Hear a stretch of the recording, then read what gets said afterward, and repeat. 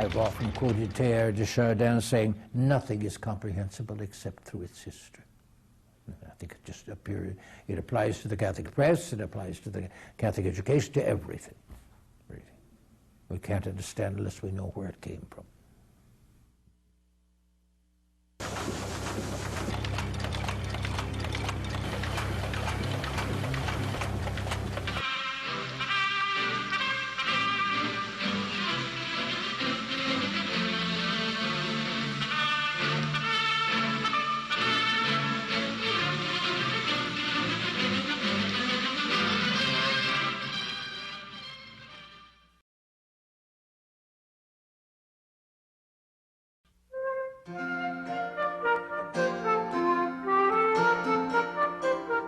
An indication that the Catholic community was beginning to kind of come alive as a community when this publisher, Matthew Carey, would have thought it worth your while to launch such a project here in the new United States.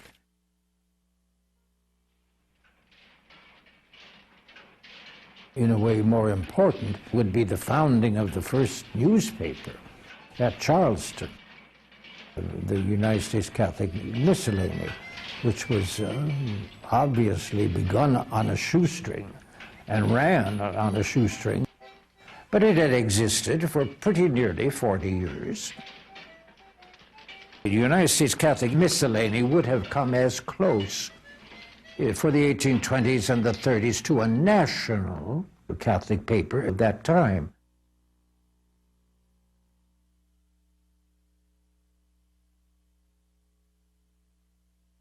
Bishop England was a very imaginative fellow and very brave, and he had agents or reporters in various parts of the country who would feed him items of interest for the paper. It remains to this day a very important source for the Catholic mind of that time. There was a widespread and very pervasive anti-Catholic attitude, which in the 1830s, less than a decade after the founding of the United States Catholic Miscellany, resulted in the founding of the first organized anti-Catholic movement, the American Nativists, in the 30s, and into the 40s, and who in turn gave way in the 50s to the Know-Nothings. By this time, John England was long since gone. He died in 1842. He could be, in some ways, looked upon as being kind of the father, the founder of the Catholic press in this country. Mm-hmm.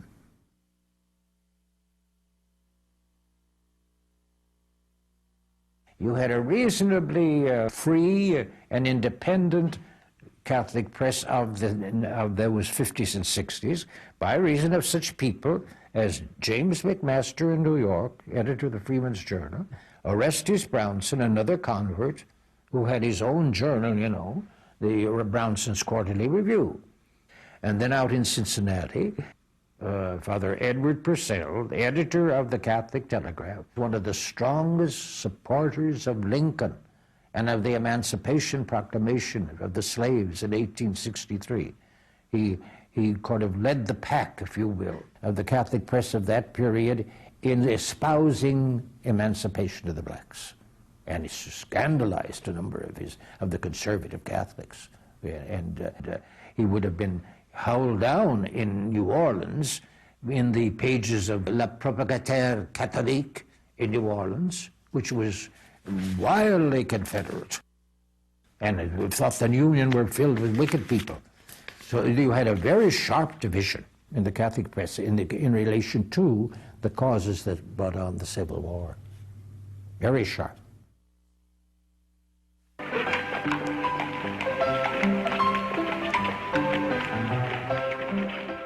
Orestes Brownson and Isaac Hecker, the two together, made a very, very real contribution.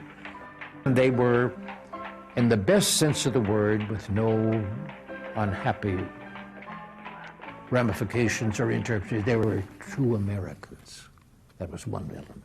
I don't say that was their prime quality, but they were very intelligent men. And they were probing minds. They weren't satisfied with the situation of the Catholic communities they founded in their time. And they said some things that were quite unacceptable to the general body. For example, Orestes Brownson came out against parochial schools, not because he didn't think that Catholic children ought to be instructed, but because he thought they were divisive. He said other ways should be found to educate them, but the Catholic children should be in the schools with the other American children. Now, they would say things of this nature, you see. And Isaac Hecker, founding the Catholic world in 1865, as you know, he was charged, and this after he had died. He died in 1888, and then it blew up.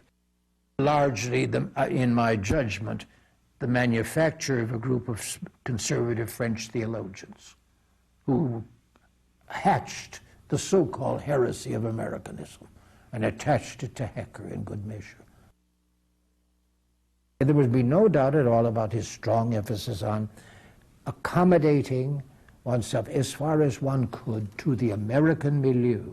And one of the goals of his congregation, which he founded in 1858, the so-called Paulist Fathers, was the conversion of America to Catholicism. The going out and meeting other Americans and, as far as possible, bringing them into the church. Yes, that was one of his goals.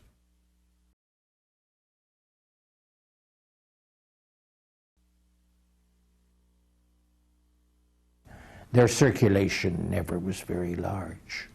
Did you wonder how they were able to publish at all, given the very limited circulation and the limited, financial support that they got? They were being circulated among a very largely illiterate Catholic community, because the immigrants began to come in great numbers, as you doubtless know, in the 1830s, so that the newspapers didn't have a clientele on which to draw, They were brave undertakings, given the circumstances, surely.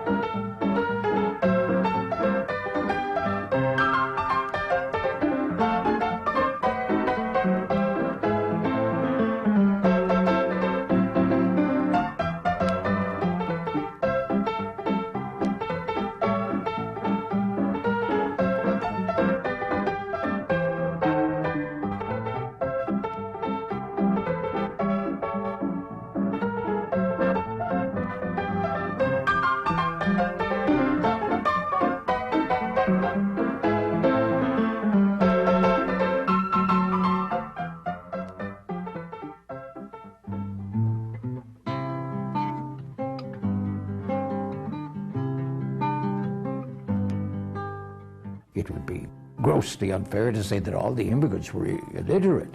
And that would not be true of many of the Germans, and who had their own press, their own German Catholic newspapers, apart entirely from the English.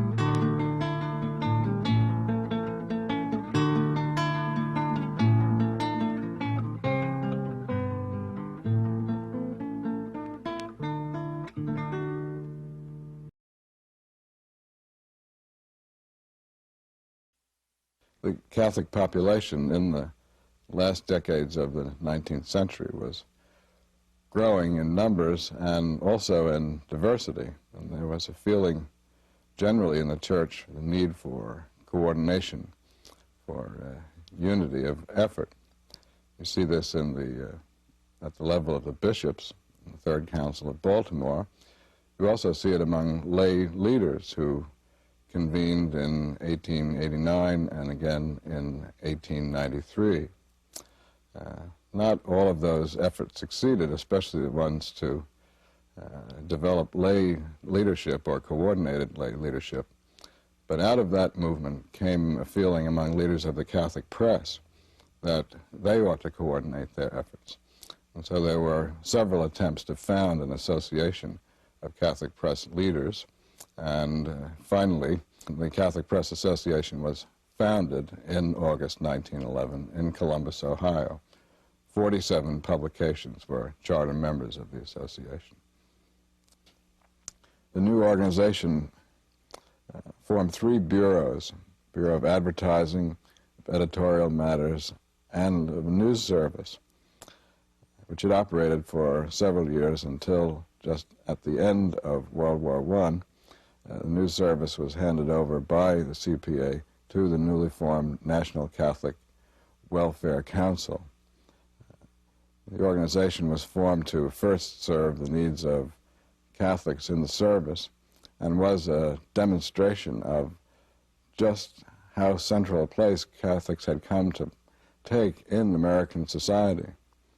So the conference was continued after the war as a means of seeing to it that Catholics played their role in society and their role was recognized. It was really a sign of the growing strength and self-confidence of the Catholic community at this time.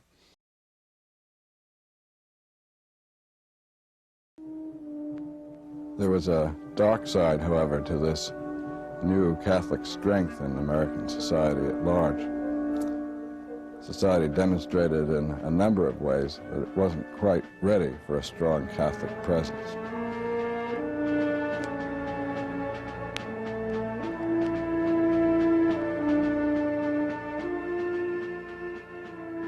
Well, I grew up as a kid in a very small town in central Kansas, where Catholics were second-class citizens. It's said, I don't know whether it's true or not, that the Klan burned a fiery cross in front of our little parish church. I don't know. What I do know is that it was almost impossible for a Catholic young woman to get a job teaching in a public school, not only in Newton, Kansas, but in the whole state. In the early and the mid-20s, Catholic papers in this country concentrated attention on the Klan almost every week. Sunday Visitor was founded and edited by John Francis Noel, who later became the Archbishop of Fort Wayne, Indiana. The whole front page, every word was about the KKK. In Denver at the same time, another feisty little redhead named Matthew J.W. Smith was doing the same thing as editor of the Register.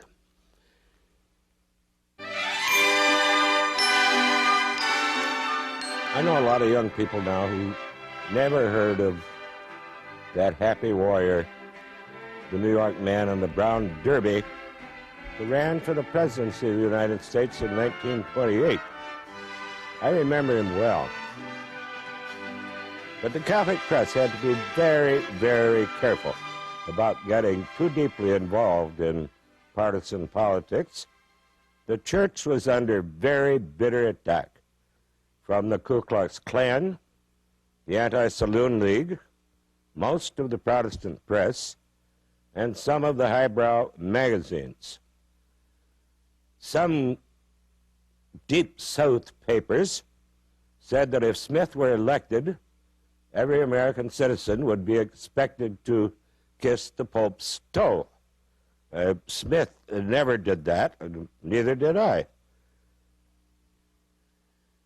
But for all the tolerance of the church's press, in the 1928 campaign, there was a lot of bitter disappointment that Al Smith had been so soundly beaten by that good, honest engineer from Iowa, Herbert Hoover. I sat in tears beside a small radio as the news came in on election night.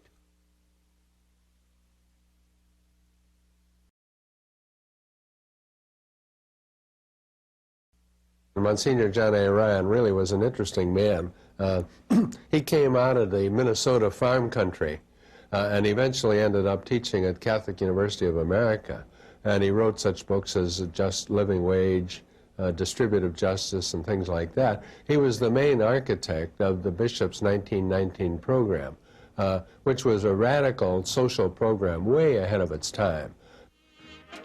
And John A. Ryan's biography by Francis Broderick is called Right Reverend New Dealer. That makes sense because Ryan was a great supporter of the New Deal. And Roosevelt, of course, was a very good politician. He brought Catholics into his administration in large numbers. Ladies and gentlemen, January the 15th, 1934. I believe will go down in the history of this nation, thanks to the intelligence of Franklin Roosevelt, who is about to open up our factories to multiply in an adequate and sound degree our currency. Father Coughlin had a tremendous influence in the United States, and this is what people tend to forget.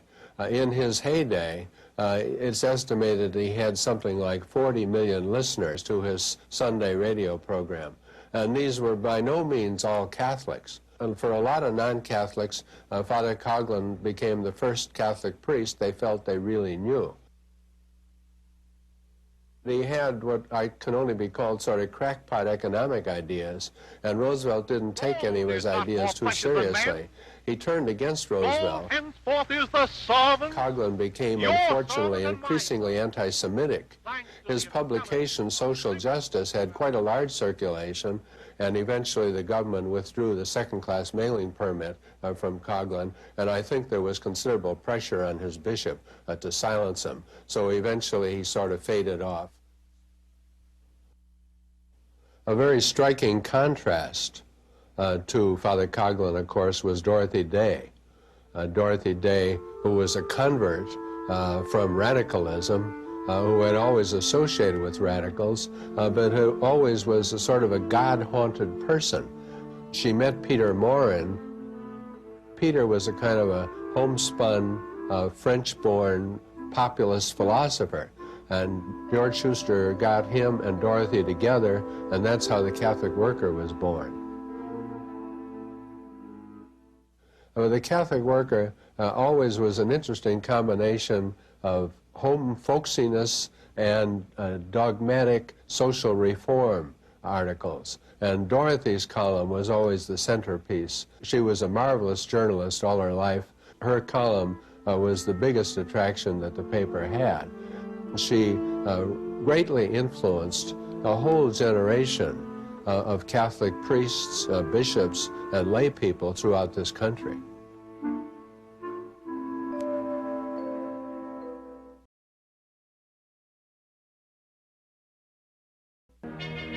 Catholic press in general pretty much supported Franco, and it wasn't terribly surprising because on the loyalist side there were an awful lot of abuses.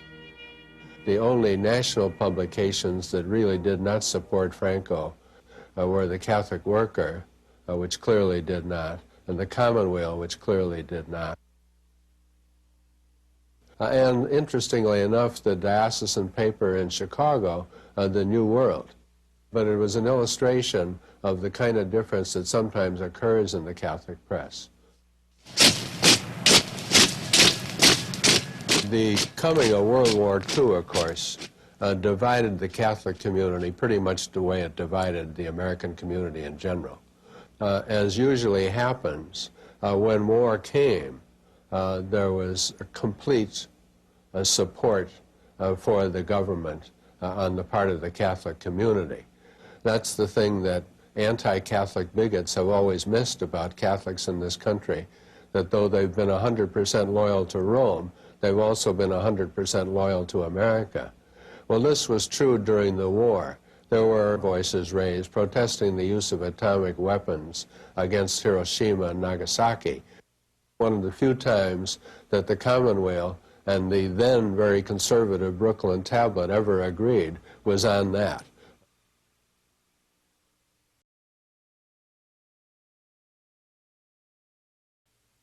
As we came into the 50s, we had a much more educated population, not just Catholics, but the entire population.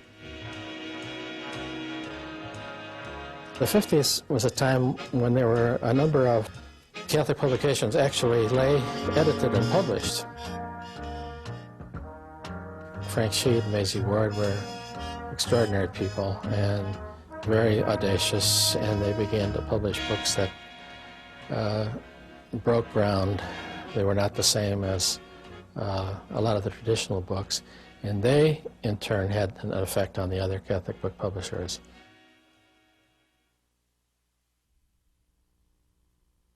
As I recall, Commonweal in America, I took some stands in regard to McCarthy. But by and large, the Catholic press didn't distinguish itself with its opposition to McCarthy. Now, in order that I might give my angels some work to do, I am going to write out on the blackboard. Bishop Fulton Sheen, of course, was a tremendous attraction on television. He was a religious phenomenon that disarmed some people who might have looked at the church as something mysterious or were afraid of.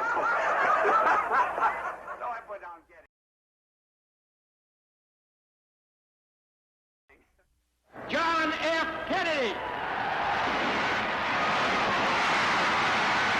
But the front runner faced the challenge of another. Well, John Kennedy made the point that if he were elected president, he would not take his orders from the Pope, as they said about Al Smith, and they were saying about him, that if there was something that had to be decided in conscience, he would decide it in conscience. It was a unique opportunity to break down the Catholic barrier.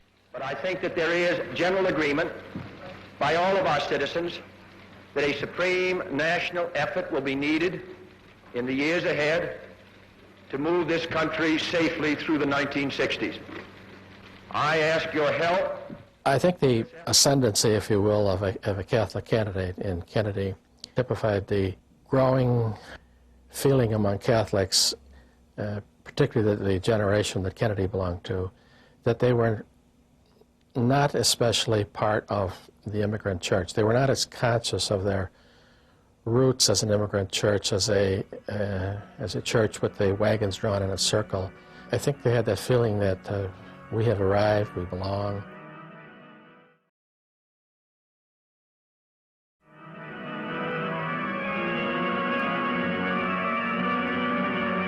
The most significant effect of the council and the enormous coverage of the council was an opening up to a much greater freedom of discussion. I think the media realized, the Catholic media particularly realized as the council went on, that there were significant differences within the Catholic community and within the body of bishops itself, that these were being openly discussed at the council, and therefore it was time for the press to discuss them openly. So a much greater freedom, I think, a greater willingness to look at the church as an institution which was not monolithic, which had honest and legitimate differences of opinion, which were openly and sometimes heatedly debated in the council, and therefore it was the responsibility of the press to report them. And I think to some extent that's continued.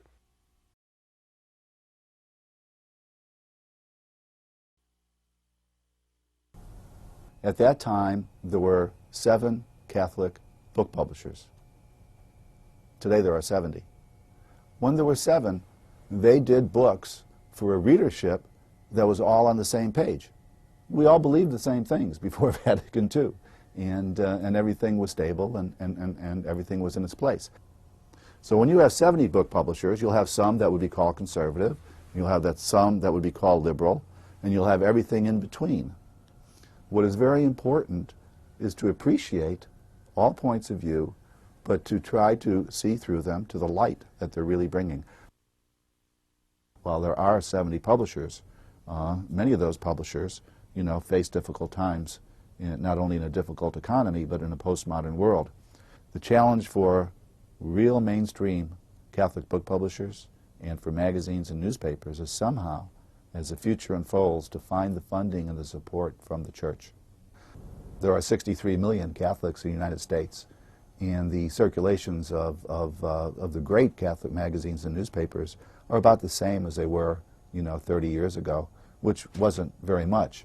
Most people get their news about Catholicism from the daily news and from television. And the picture that they get is incomplete, as we know. It's like seeing the Mona Lisa without a smile, because it's all about the hot-button issues of the day and the scandals. It's like seeing a pietà without the embrace. The warmth is not there, and we know that that's what the Church really is. It is the smile, it is the embrace. And I think it's the opportunity and the challenge of the Catholic press, and as far as it is able, is to forget the differences and to focus on the things that bring people together.